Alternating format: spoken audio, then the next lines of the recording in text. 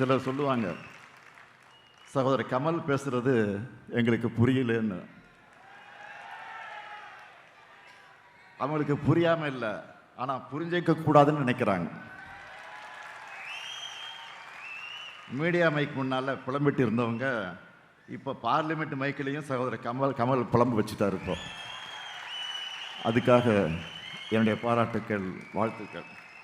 அது மட்டுமல்ல, அவர் தொடங்கின மக்கள் நீதி மையம் 9ஆம் ஆண்டில் அடியெடுத்து வச்சிருக்கக்கூடிய இந்த வேளையில்